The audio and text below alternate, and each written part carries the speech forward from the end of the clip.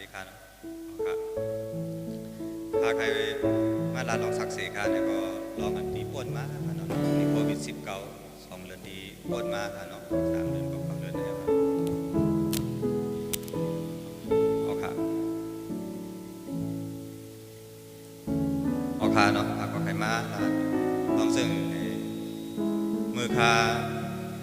มือโรงแรมคาปิกมือเป็นโควิด19ในคาเนาะคาก็ตกตั้งยาพื้นเล็กๆนะครับก็มีตั้งอันใส่เล็กใส่บนเอาคาก็อ้วนเสียมัวแต่เหตุการณ์ทางกินในคาเนาะคาก็อ้วนเดียวคาก็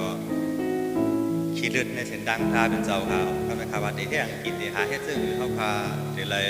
เลี้ยงนาเพิ่นใดเขาคาลูกหลานเขาคาได้หาซึ่งในคาก็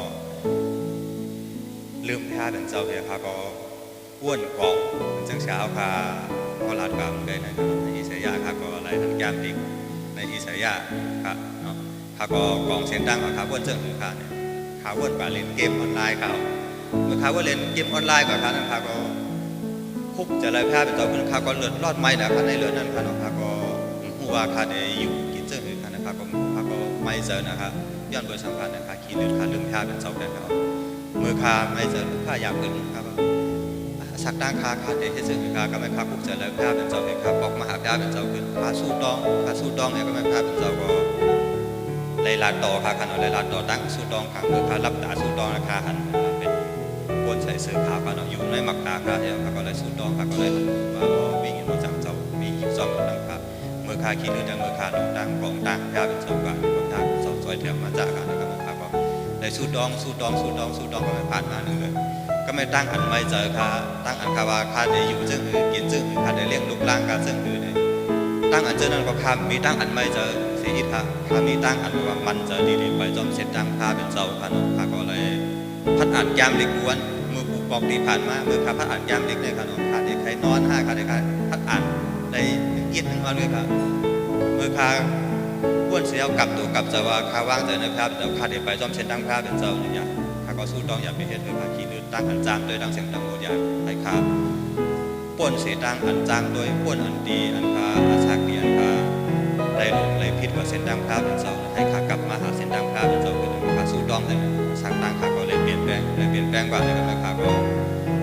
ป่วนคุณดาในเหตุการณ์งานภาพเป็นเจ้าคาคัดเจอคุณดาคัดอ่านสามารถย้ำดิถ้าคัดเจอว่าเขาพาเป็นคนภาพเป็นเจ้าเขาพาลงอันย้ำดิเขาพาลงภาพเจอภาพเป็นเจ้าเขากับ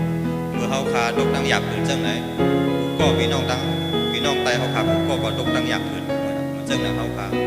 แล้วเขาคาในกว่าจอยเขาได้จังอยู่เนี่ยคามีตั้งป้วนให้ไหนมาข้าวตั้ง1 เดือนตอนถึงวันเมื่อไหร่ครับก็มีตั้งป้วนจังไหนมาตลอดครับ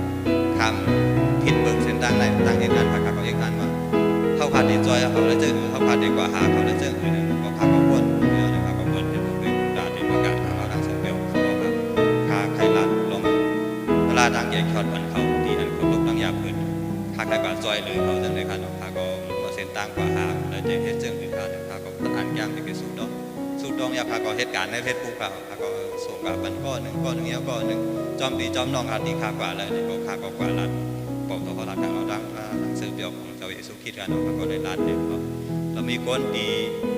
อยู่เสียข้าเอามันก็มีหลายก้อค่ะเนาะข้าก็จำว่าไปจำลัดว่าเขาได้มาจ้องเลยเหมือนเลยเขาได้ทำอะไรจังแต่ว่าเขาว่าใครจอมเส้นตั้งเจ้าเยซูก็ลาดที่ข้าจังเลยข้าก็ย้อนตั้งเยซูข้าเป็นเจ้าข้าเนาะแล้วข้าก็ได้หัวภาพแต่เลยลาดต่อข้าจังเลยเนี่ยข้าก็เมื่อข้าสู้ต้องเมื่อข้าก็เลยย้ำอีกทีข้าก็เลยวันหนึ่งที่อันเท่าข้าลงเฮ็ดเท่าข้าเป็นคนทับเจ้าข้าเป็นเจ้าเท่าข้าได้หัว1เท่าข้าลงเฮ็ดให้เปิดเจอข้าเนาะเปิดเจอย่อเนาะมันจังว่าสักตั้งข้าเมื่อเท่าข้าเอาเจ้าเยซูคริสต์เท่าข้าเปิดเจอเมื่อเฮาคาเปิดเจอเย้าเนี่ยแต่เฮาคาตั้งอันกลับเจอเฮาคากลับเจอไว้เฮาคาได้ไล่รอดมันเจอครับมันเจอว่าเฮาคามาอยู่เจ้าเยซูคริสต์เฮาคาเปิดเจอฮับเอาเจ้าเยซูคริสต์เฮาคาได้ไล่รอดใส่บ่ได้เป็นเจอครับอันดับนึงเฮาคาได้ไล่กลับเจอนะครับเนาะเขาพูดว่าอันดับนึงเฮาคาได้ไล่กลับเจอเมื่อเฮาคากลับเจอได้เนี่ยเฮาคาว่าพี่เงียนบ่จังเซาคาได้อยู่ซ้อมกับตั้งเฮาคาดาสิเมื่อเฮาคาได้กว่าเส้นตั้งดีเฮาคาก็ได้เงื่อนเบสเส้นตั้งนั้นวิ่งเงียนบ่จังเซาก็ได้มาลาต่อเฮาคามีอย่างเดพุทธเดแปลกๆในอาชากตางเฮาคาเนาะก็เดเฮ็ดคือเฮาคาอำมนเจออำเชอเจอเฮ็ดคือเฮาคามีตุกเจอคาเนาะเฮาคาเลิ่นกว่าญาเส้นตั้งตีอันอำลีคาเนาะถ้าเป็นแล้วก็จันตืดเอาเฮาคามาขึ้นตั้งเส้นตั้งอันดีๆนะครับก็ ผู้หันร้องในสิขาก็ใครมาเป็นศักดิ์ศรีพันพี่น้องเขาขาค่ะเนาะเขาขาเลื่อนตังในเจ้าเยซูคริสต์แต่ว่าเขาขาเปิดอกเปิดใจเลยอยู่มากขึ้นเขาขาแต่เลยกลับเจอเมื่อเขาขากลับเจอเย้าเขาขาก็แต่เลยว่างเจอในเจ้าเยซูคริสต์เมื่อเขาขาว่างเจอเขาขาแต่เลยสุดเจอในค่ะมีเจอเขาขาแต่เลยสุดเจอใจสีเจอนะเขาเพราะว่าเขาขาออกมาเจอในอาชาเขาขาเนี่ยเขาขาก็เตรียมโปรเดมเลยครับแม้แต่ว่าเขาขาเตะตกตั้งหยาบเกิดเขาขาเตรียมมีเงินมีต้องถ้าเป็นเจ้าก็เลี้ยงวันเขาขาอยู่กูวันในวันในขามีตัง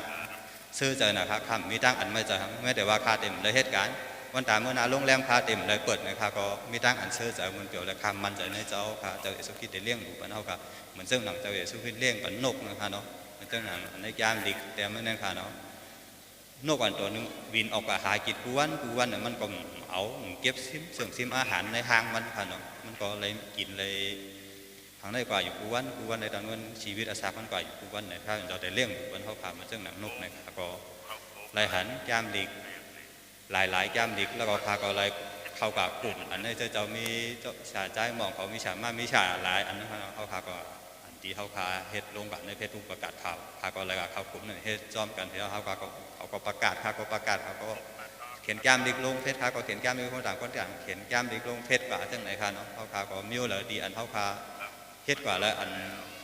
ลองตลาดเจ้าเอสุกิจอะไรเข้าถึงก้นเท่าคาเนี่ยคาก็ว่นคุณเส้นตั้งกันอยู่ตลอดเนี่ยคาก็ต่างเกซูถ้าเป็นเจ้าดีเจ้าคาจังตืดเอาคาเข้ามากขึ้นเส้นตั้งเจ้าคาเนี่ยเฮ็ดเธอคำได้คิดเบื้องต้นเส้นตั้งเจ้าคาเฮ็ดเธอคำได้ไม่จะ